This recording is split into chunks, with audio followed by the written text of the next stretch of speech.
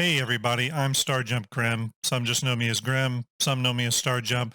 But either way, I'm here today and I'm super excited to talk to you about two StarJump projects, the StarJump Cinematics and the StarJump Fleet Viewer. Now, I'm very excited and thrilled to be invited to Beacon. Unfortunately, I couldn't be there in person for this, which was really sad, but I was able to put together this pre-recorded sort of presentation and walk you through a couple of the things that I do here at StarJump. So the first thing I wanted to jump into for the sake of time was the StarJump Cinematics. Now, 2 years ago, I released the Drake cinematic, and then last year for Invictus, I released the Aegis 2951 cinematic, which was a 9 minute long endeavor that just sort of grew and grew as I worked on it, and had a lot of fun doing it. And the response to it has been really, really great. Obviously, I'm always working on more cinematics and have some in pre-production, with the next one being the RSI cinematic. Again, that is in the pre-production phase. We're doing I'm working on cameras and overall writing and scripting and scenes and stuff like that, and building ships for it, which we'll get into. But soon I will start animating full-on scenes. But what we're going to talk about today is the Aegis 2951 cinematic, and there's kind of a popular scene that got a lot of feedback from the people that viewed the cinematic, and I'll play that now. So that scene obviously is of a Idris firing its railgun. That projectile hits the Perseus, breaks it in half, a la Star Wars, and then our mighty hammerhead comes, breaks through the wreckage, and then goes on a spree, engaging multiple targets at one time. I had a lot of feedback from that one because people thought it was funny that the hammerhead was sort of getting its revenge on the Perseus. Don't worry though, the Perseus will get its revenge in the RSI cinematic. But I wanted to walk through a little bit on how these scenes are put together. They start in a wireframe format, which you're seeing here.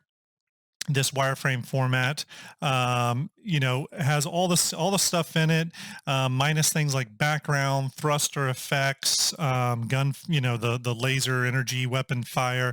It's mainly the ships and the camera movement, with some background stuff such as the jump gate and asteroids.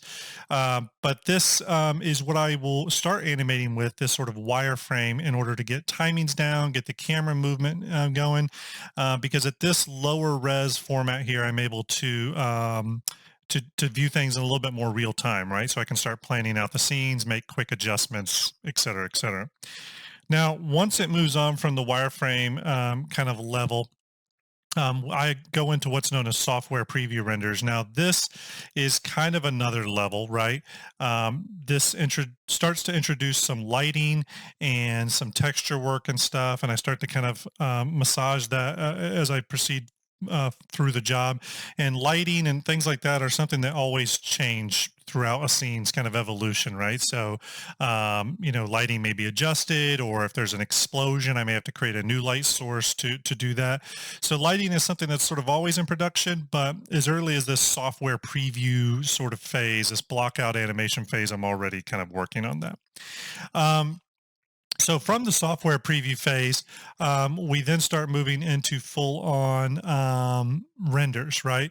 And so when a render happens, it's usually in multiple passes. So I'll get a color fill pass, shadow pass, ambient occlusion pass, reflection pass, specular pass, material luminance pass, a lot of different passes. And all those passes get sort of sandwiched together, right, into a scene, and they make up the final image.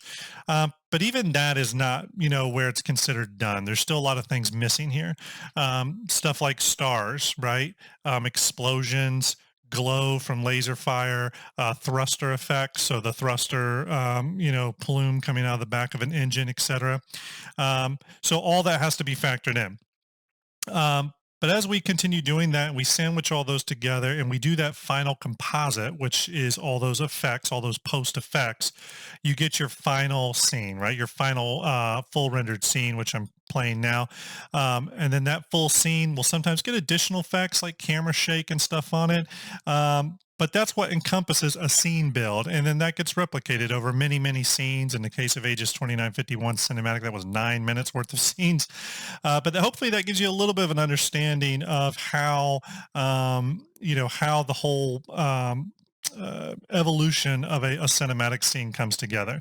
And as I go further and further along this and into more and more cinematics, especially with the RSI cinematic, I'm introducing things like character animation, planetary surface level stuff, and again, just lots of exciting things are happening in terms of the cinematics and sort of trying to advance those. So hopefully you enjoyed this behind the scenes look at how a scene is put together for one of the StarJump cinematics. And now why don't we move on to StarJump's other big project, the StarJump Fleet Viewer, which over the course of the last year has been our primary focus. So with StarJump Fleet Viewer, the goal is to allow you to visualize your fleets and really high fidelity. So while it does have some limitations, it doesn't have a full dynamic camera and stuff. It does allow you to choose from 4 pre-selected angles and visualize your fleet, and really cool, really high fidelity. So to walk through how that process happens here, I have the newly announced Anvil Legionnaire. So once we have a model, one of the first things I do is start applying textures, right? So I apply a base texture and then I go in and select polygon surfaces. And what I'm trying to do here is create what's known as a texture tag or a selection tag, right? Because a lot of these hollow models do not have textures applied to them. They're just a base blank model. So I will go in, select the polygons, and start applying these textures, over the course of a day or 2 days, depending on the level of detail the model has and how much additional work the model may need. Because sometimes the models do need additional modeling work. So as you see here, I'm selecting the polygon surfaces and creating a selection tag out of them. Now this here, I will then throw on, more of a particular color or, maybe it's a different type of material, metal or rubber or what have you.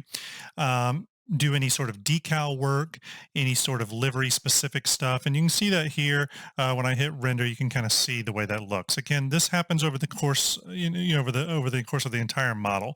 And you really have to kind of pick and choose where you put those efforts in, especially on concept ships. Flight ready ships are a little different. You have a direct reference, but with concept ships, you really do need kind of pick and choose your battles, pick and choose where you're going to put that effort in, what's going to give you the most bang for buck visually, because the basic idea here is to try to show the ship in the best possible quality that sort of shakes hands with that concept imagery that CIG has released thus far. And while we're not trying to recreate what a ship looks like in game, we're really just trying to recreate the vibe or the essence of a ship, right? What when you look at it, you immediately go, oh, that's the Starliner or the Legionnaire or the Endeavor, what have you. So again, it's not game specific. It's concept specific, right? We're trying to nail that vibe. Now there you can see the full composite render.